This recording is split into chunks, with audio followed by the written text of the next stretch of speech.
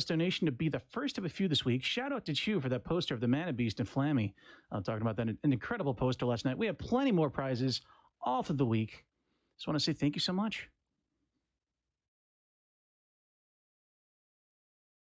All right, and now we are ready for Valley, run by TheRedSock. Take it away.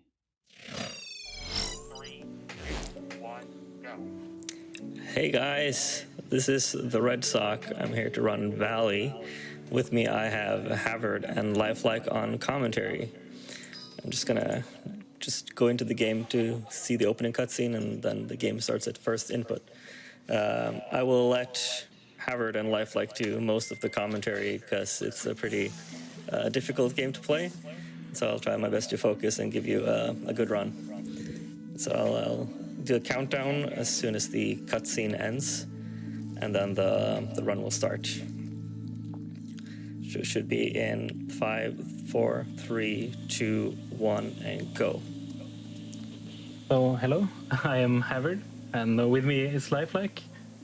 And this game is crazy. It's a first-person adventure game,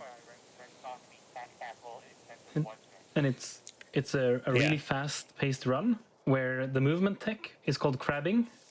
It's a very low gravity game, like it has floaty physics, and we're gonna be jumping into the air and then flicking our camera 90 degrees, either left or right, and then slowly pan it back towards where we want to go. And we call it crabbing because of Sigve, who found it way back when the game came out. So because of that, we want you guys to donate with some crab puns. The game is pretty short, so be quick, but here's a crab pun for you first. So what do you call a crab that throws things? It's called a lobster. So at the start of the run here, we just have a small walking section, and we're about to get to the suit that gives us all our jumpy, crazy crab powers. And the game is insanely difficult, and it's very hard to play fast because of that. So he's about to get it now. We really don't have time to talk about the lore, unfortunately, because the game is too fast. You'll see an example of this now here. When you run into things, you get thrown upwards a lot. So you can use that to fly really high in the air, and then we use this crabbing technique by panning to the left or right, and then slowly panning back to get super speed. So this is the first level. You're not supposed to go this fast, and he's skipped most of the level already. Get used to this, because this is how the game is played. So we're getting up to a section here where we need to shoot some trees. And so that's like a mechanic in the game that you're supposed to do to open doors. It's not going to be relevant anymore after this, though. The game is very open with how it's structured. There's not many walls or stuff that hinders you, except there's holes in walls everywhere. So we can just jump out of bounds. If he's about to hit the ending trigger for the level, and he has speed through the ending trigger, and he transfers that to the start of the next level. The next level is crazy, and there's a lot of things to go through. To skip a big almost like cutscene elevator. Being fast in this tunnel here is really difficult, so he's trying to conserve all his momentum. The game has many ways to move, or to bounce off things, or to gather speed again. So again, you can see he's just jumping all across the level without any invisible walls in the way. And instead of doing 3 puzzles shooting that tower you flew by, instead of shooting the things inside of it, we're gonna jump up to the elevator you can see in the distance, and we're gonna hit the load trigger behind the elevator. This skip is so difficult, 2 people can do this skip consistently. So let's hope he can do it here. The last jump is especially difficult. He needs to do a very weird 180 flick jump. And this is not the jump yet, it's this one. So let's hope he gets it early. Oh, he got it. That's actually amazing. Right, so I should explain how insane that is, but so now he's in the elevator. The elevator is loud, and there's a way to skip the elevator by just squeezing into this like generator here. And Concobra found this, and hopefully it works. I can't believe you've done this. It didn't work this time. It's not fully consistent. So it's kind of a shame, but it's cool when it works. So this level is very vertical. We need to climb all the way to the top of this mountainside. Are you with us now, Lifelike, or? No, I'm still trying. Okay, yeah. So when you jump up a hill in this game, you fly really far up if you do it correctly. And that's also special with, we have double jumping now. In the past level, we were supposed to gather the double jumping power up. We didn't, we skipped everything, but you just get it for free, and it's already all the way up the mountainside. There's a bit more to do, and then we're in the next level, which is also a short level. Welcome, this is the Valley speedrun. So he's just gonna gather some speed and then do a tricky jump, again using a crab, the movement technique, and then he's gonna fly all the way to the top of this building, and hopefully you're gonna go up this mountainside, and then there's a thingy, like a rock base he needs to crush. Usually you're supposed to fall down on it, but you can do it by falling into it with speed from the side. And it doesn't actually care about you being fast downwards, just horizontal speed. So we're already super far into the game. He's doing so well. This is so difficult. So we're inside a facility. We really don't have time for the lore. You have a suit and you shoot life or death, pretty much. This level has so many skips in it, and they're all so fast. But the fastest way to skip the level now is to jump into this corner, and for some reason the roof tile in the corner just doesn't have collision. So you can just fly out of bounds, and you fly into this elevator shaft. And this level has a auto-scroller at the start, so this would be the time for those crab-based donations if you have any so far. Yeah, J-Cube sends us $10 and says, exploring this game looks crabtivating. Thanks, J-Cube. We have a lot of time for donations now. We're going to be running on these electrical rails, and it's going to take a while to do a very crazy skip, but we need to get to an out-of-bounds section. So just go ahead. Yes, sir. We have an anonymous $5 donation that says, what do you call a crab? The bats for the pitcher. A pinch hitter. Ooh. Swing and a miss. Thank you so much. Can do a couple more. We've got Oh Crab with a $10 donation. It says, Oh Crab, I've always wanted to speedrun this game. Are there any resources for a Discord I can join? Good luck and Godspeed. Literally. Thank you, Oh Crab. Not only do we have a Discord you can join through sr.com, we also have a tutorial made by me. It's not very good, but hey, it's somewhat up to date. So now we get to the crazy skip. There's a hole here in the geometry, because of course there is. And we can fall through here and do a very precise jump to not get killed by water above us, and land on this rock. And then he's gonna go on the side of this long tube, and all of these jumps are pretty precise to do correctly. If he goes too far to the left now, he goes inbounds and we lose 1 minute. But if he skirts on the side of this tube, we can skip the entire level. So this is about how serious time it gets. Again, we're going on the side, and he needs to jump into the room, but then get out of the room again on this like tile here. Oh, this is so good! Okay, this is crazy.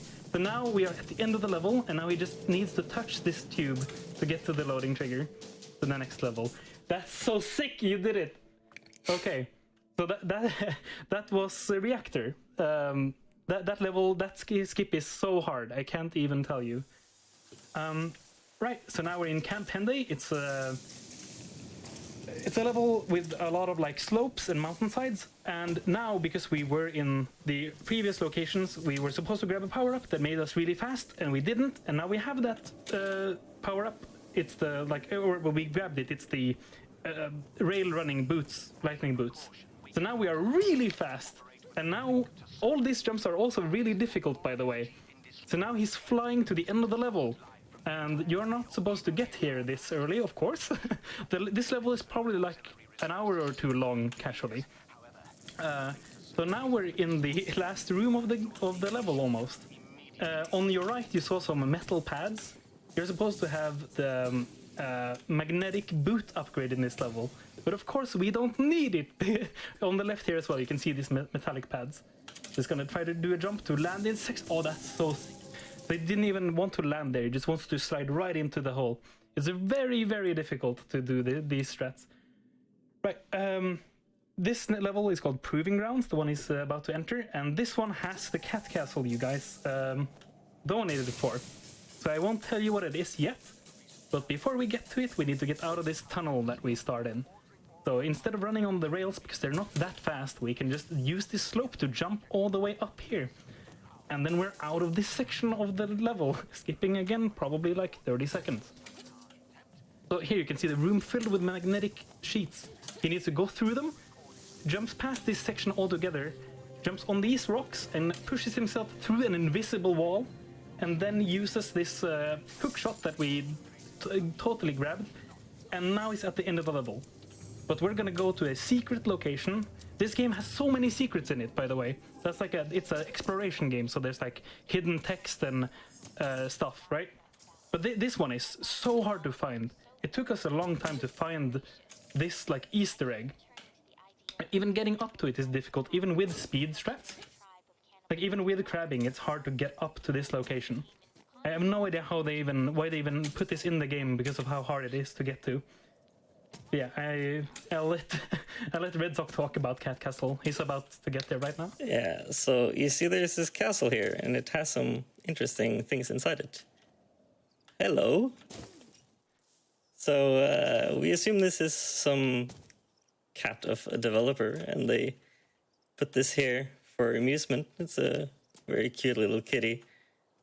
And yeah, we have no idea why it's here, but it's very difficult to get up here. Like, if you don't know speed tech, you would not be able to get up here at all. But of course we have that, so we found it.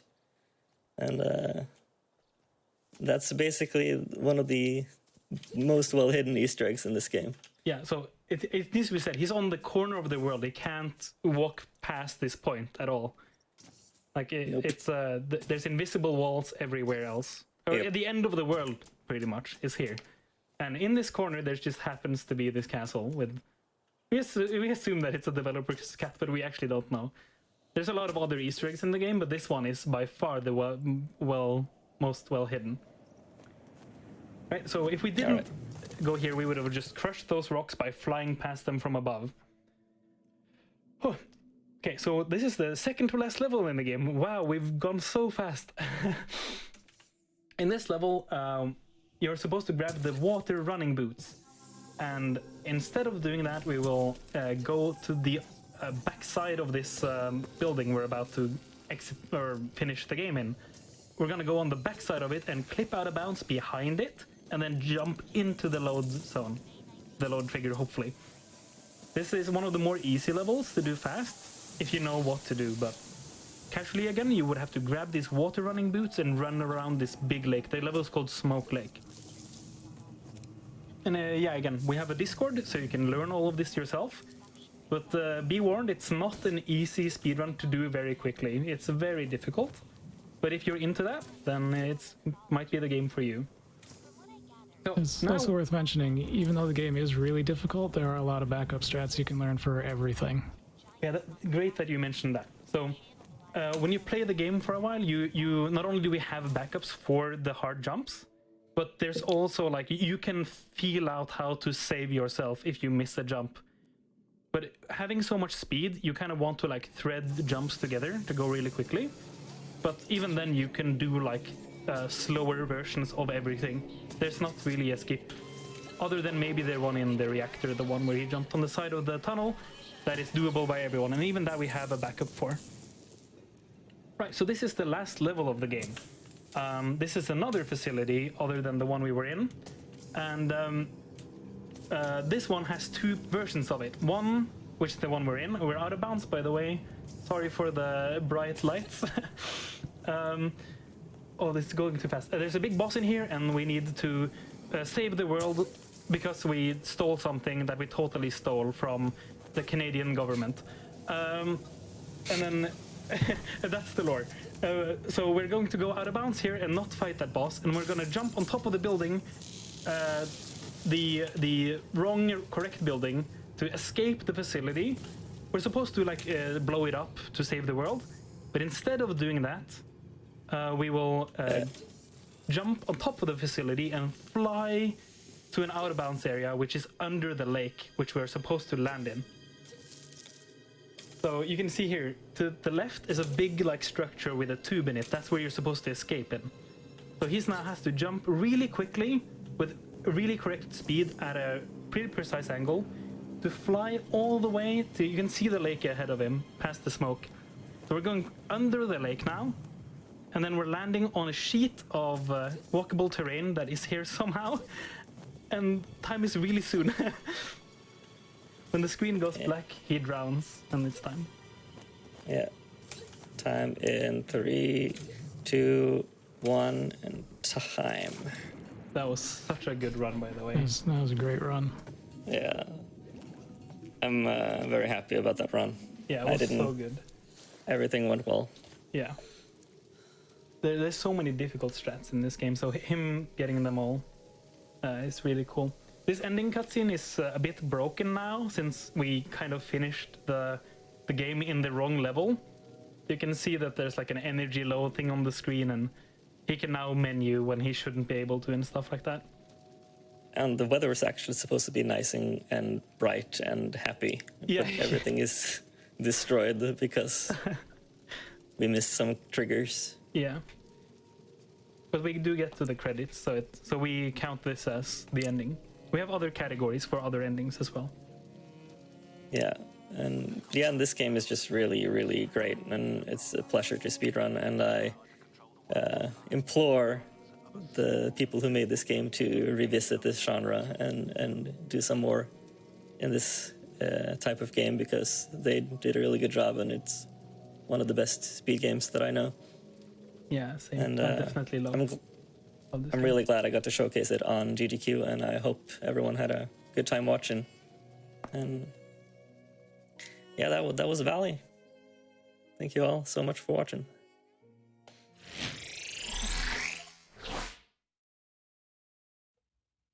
Thank you so much, TheRedSock, for that run of Valley. It's incredible seeing you run through that beautiful game. I do mean at some points through it, the movement tech in that game was pretty amazing. We do have a quote-unquote fan of the crab puns during that run. Sin sent us $10, says, these jokes are clawful. How about this? Why did the sad crab walk sideways? Because he has nothing to look forward to. Ouch. Thank you for that generous donation and that horrifying pun. All right, we're going to send you over to a quick Twitch ad for just a little bit. An actual Twitch ad this time. So stick around. We will be right back.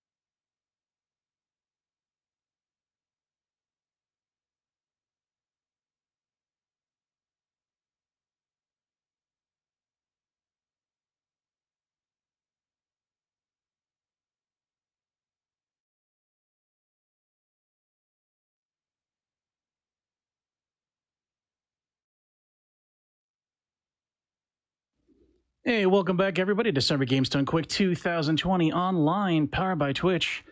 Hope all the attendees are having fun in the event space. For this event, by the way, the attendees are the human race. The event space is the world. Yeah, that's right. Galaxy Brain level stuff today. We got Jess coming in with a $50 donation. They say delighted by this wholesome and impressive valley run and enchanted by the adorable cat castle. Totally worth it. Thank you. Yes, indeedy. Cyberbot X sends us $20. They say was watching day 2 of the event from work. It seems to be going quite well, despite some minor tech issues here and there. Keep up the great work, everyone. Putting this towards the reverse shill fight in Quest 64. Yeah, that is coming up pretty soon, so...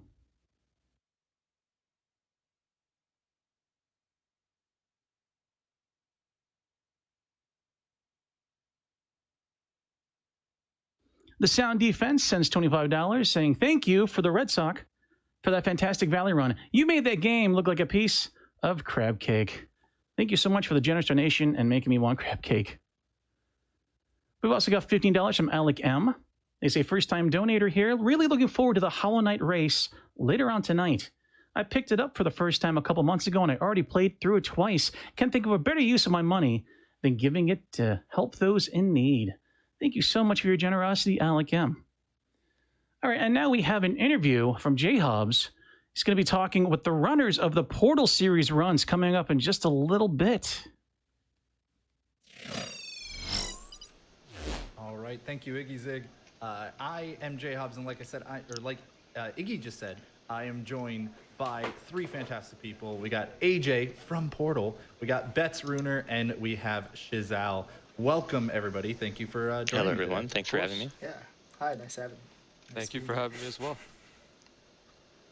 All right. I wanted to talk to you a little bit about the Portal games. We kind of put you all together in one interview here because I don't see how you can kind of separate one from the other at this point. Like, Portal is just so good, and I don't know anybody who dislikes Portal 1 but likes Portal 2 or vice versa. I guess first question, just randomly, anybody gonna prove me wrong on that? Does either any of you not like the other game? I think I like the games, but for not the typical reasons that other people like them. I like them more for the speedrunning aspect. Yeah, I'm a big fan of both the casual playthrough and the speedrun. I've done some Portal 1 running in the past, and let me tell you, it's very fun. I'm looking forward to watching Shizzal's run. In terms of both games, I agree with betsruner on the fact that both are really good casually. I actually like Portal 2 probably more casually than I would Portal 1, but in terms of speedrunning both games, I really like Portal 2 co-op. Single player, not so much, but I love running Portal. Yes, so much. I agree with that. Yeah. I think I'm actually in agreement too, because this is one of the rare situations where I get to interview 3 people who are running stuff that I've actually run before. This is amazing. So I'm looking forward to everybody. Remember to tune into these Portal runs after Dandara Trials of Fear, which is going to be your next run. And let's keep those donations coming for the Ori and the Wild West bonus game, because we're getting close on that.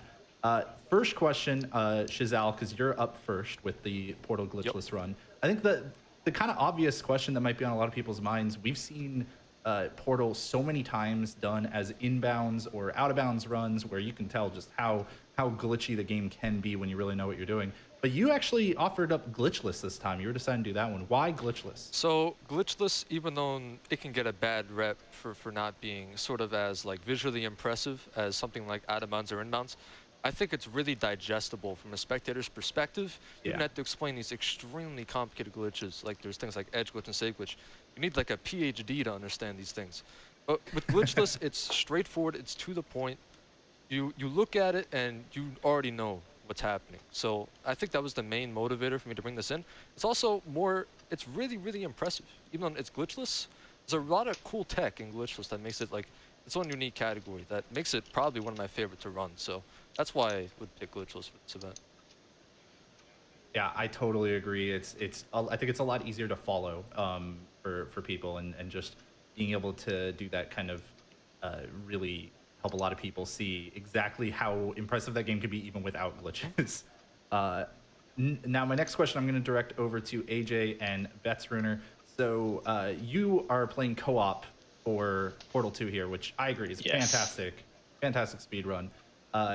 how much experience did you have playing games together before? Were you long friends, or were you both just portal runners that kind of came together to do this co-op?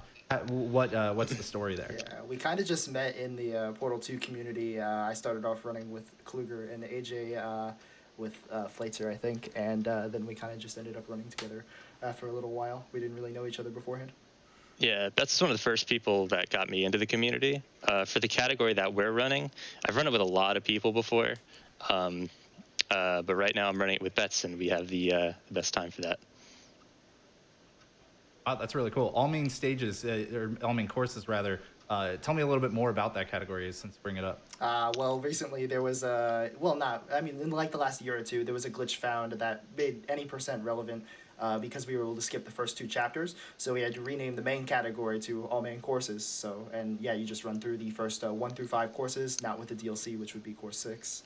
And that's the run pretty much. Yeah, the any percent route that got found is probably one of the hardest skips in the game right now.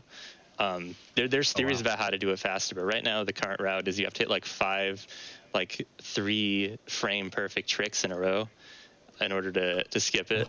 There's a reason we didn't sign up for that. Yeah. I was gonna say I can understand not wanting to do that one here on the online stage here, as it were. But yeah, I wish you a lot of luck with that one, of course. Shizzal, let's just go. We'll do some bouncing back and forth here. I'll throw it back over to you. So, Shizzal, what do you find in this glitchless run what's like the hardest thing for you that you probably end up having to like practice the most? Is it more like, oh, this chamber specifically just has this trick that's really hard, or is there something kind of just more general movement based or general trick based that you find harder? Absolutely, certain chambers in the game. Because the movement is generally the same. It's pretty simple. It's like forward bunny hopping, but I'll get into explain that later. It's not actually like fast forward hump, but you know, they sort of patched it. But in terms of certain chambers, there's things like chamber 16 that are really technical. Chamber 19 especially, you can easily just die if you mess up a single time, because chamber 16 is the one with the turrets, right? They can just mow you down if you mess up at any point. Gotcha. And there's some particularly tricky tricks, that's a mouthful, at the end of the run as well. So it's a combination of being nervous if you're on a good pace, as well as the tricks themselves are pretty demanding for glitchless. Okay, and then that kind of leads me perfectly into the question I wanted to bounce back to AJ and Bets with, which is that is not a glitchless run. All main courses co-op at all. In fact, there's a lot of really cool, and I would say there's a lot of really accessible glitches, like stuff that people can learn at home pretty easily, involved in co-op. For you, it will be kind of a similar question, like what is the hard stuff for you? Is it certain glitches or maybe certain tricks or chambers, or is it just like, no, the bunny hopping tricks sometimes, man, like the bunny hopping in the game in general, is that really your hard part? The bunny hopping we're both pretty used to. We both have thousands and thousands of hours in the game, but the biggest worry is actually on the very first map. Occasionally the game will just decide to send you like 8 miles to the right, and if that happens, you've soft locked, so that's a problem. So we're going to go a little slower on that to make sure that doesn't happen. Yeah. I know for me, one of the scariest parts was always the very last chamber. In fact, the very like big jump was something I found really hard to learn at the end. Is that something you two are worried about at all, or you got it down? It's one of the things that that fails occasionally. We've had some runs recently that had a few problems there, but we're pretty practiced at it, so it's unlikely either of us will fail it. It shouldn't fail unless like GDQ choke checks in. Yeah. Right.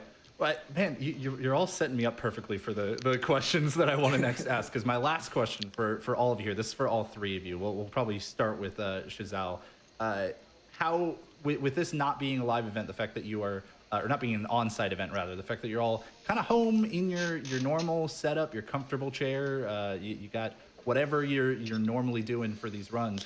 How are your nerves doing for this? Are you still just as nervous as you think you would be if you're sitting there, on stage, or is it a little bit just more comforting to know that you're in your home setup? So, being home is great. It definitely removes a lot of the nerves of being in front of a live audience and everything. But at the same time, this is my first like GDQ event. Like, I've never had this big of an audience before. It's tens of thousands of people. Meanwhile, my stream average is like 20. So it's a major difference. But I'm feeling a little confident because I'm at home. I've practiced. I guess I'm feeling pretty ready for the run. That's great. Bets, let's go to you. Yeah, ditto to like literally everything Shizzal just said. Honestly, the second we get past calibration, I'm chilling. After that, it's gonna be so much, because that's like the one thing that like I can like that can be like a minute reset. Like we have to reset the whole run. Yeah. It's kind of war. Yeah, calibration's not Yeah. fun from what I remember. AJ, how about you? How you feeling? Pretty good. I mean, the one danger about doing co-op live is that the very first map has like the most dangerous trick in it, and if you miss it, you have to redo like 45 seconds worth of stuff. So that's scary a little bit, but since we can't reset. But I don't know how much of an impact it has being home versus being in a live audience. Okay. Well, I'm looking forward to these runs. Like I said, everybody, remember you can tune into these after Dendara, just a little bit later tonight. I highly recommend tuning in. Even if you've seen some of the Portal runs at GDQ before, these are my two favorite categories for these two games. So I highly, highly recommend tuning in for them. Thanks again to all three of you, Shizzal, betsruner, and AJ from Portal. Thank you for joining me, and best of luck on your runs. I know you all are going to kill it. Thank you for having us. All right, I'm going to toss it back over to our host so we can get this next run going. Dandara Trials of Fear with Polecats. Thank you all very much. Thank you very much, Jhobz, and thank you, runners of the Portal games. Definitely looking forward to that. Like Jhobz said, we have Dandara Trials of Fear coming up. I'm very excited to be covering this next run. Now, if you're not familiar with this game, you are in for a treat. It is a retro-style Metroidvania with a bit of a twist. And what's the twist? That'll be telling, because Polecat in his any % run is just about set to show you what is sure to be an enthralling run, and it is coming up in just a little bit. In the meantime, though, I want to remind you guys why we are here and why we're doing what we do. Médecins Sans Frontières is an international medical humanitarian aid organization that works in over 70 countries around the world. A big part of MSF's current operations is providing humanitarian aid to the ongoing COVID-19 pandemic. For the first time ever, MSF has recently started medical work in the United States. In New York City, MSF has partnered with local organizations to improve infection prevention and control measures and offer temporary relief stations offering free showers and toiletries and information on additional services. MSF staff are assisting with contact tracing and the development and dissemination of health promotion materials. You can find out more about them at doctors.borders.org. They're doing incredible work around the world and in this pretty amazing time.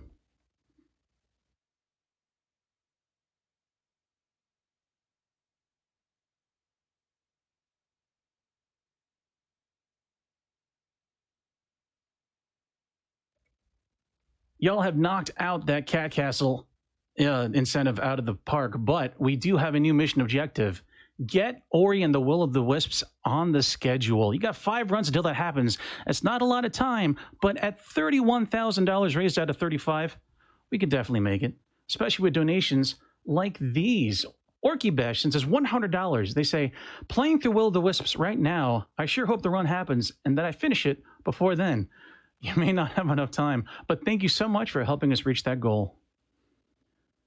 We've also got $100 from Storm17 Dragon. Says, really enjoying the speed runs. Let's get more runs added. To do so, I'm putting this towards the Ori and the Will of the Wisps. Thank you.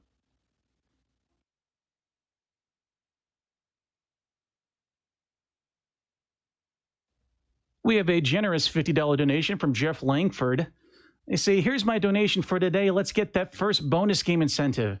I may not be awake to see all of it, but Ori is a treat to see any amount of hype. Thank you very much, Jeff. Yeah, I may not be awake too, but I'm definitely excited for it all the same. Appreciate it.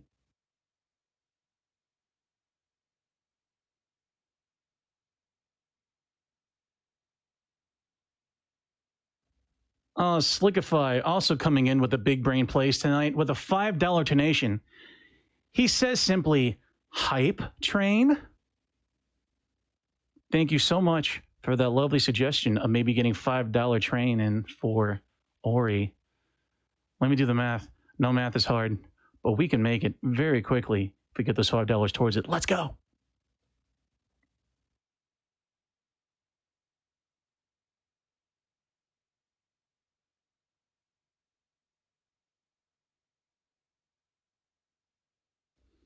We have a $500 donation from Russell Spitzer. No comment, but I wanted to recognize your generosity. Thank you so much.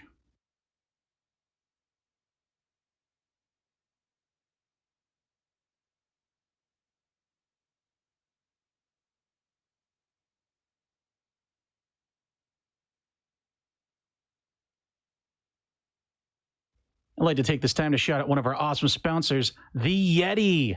Creating amazing merch and apparel for video game culture, they're the official merch supporter of GameStone Quick Events since 2011, with over $1 million donated to GDQ charities.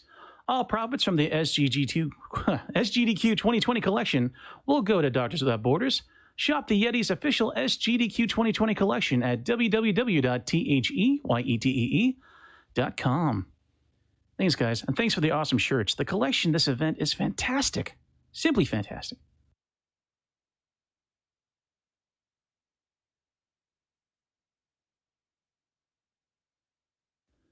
We've got Nick and Elena with $20.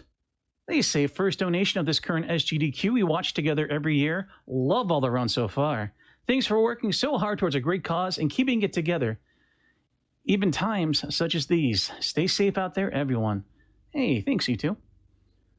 We also have Vivi the Great with a great $25 donation. They say, love the community and all the awesome things you all do. Keep up the good work. Best of luck to all the runners. Less than 3. Here's 20 for Ori. Got to get those bonus games. Yes, indeed, we do. And it looks like we are ready to go with Dandara Trials of Fear. Everybody in chat, get your PJ salts out. Trust me, you're going to figure out why in just a little bit. So here we go. Here's Polecat. Take it away. Yo, good morning, good afternoon, and good evening to all the lovely beings of the universe and, of course, the internet.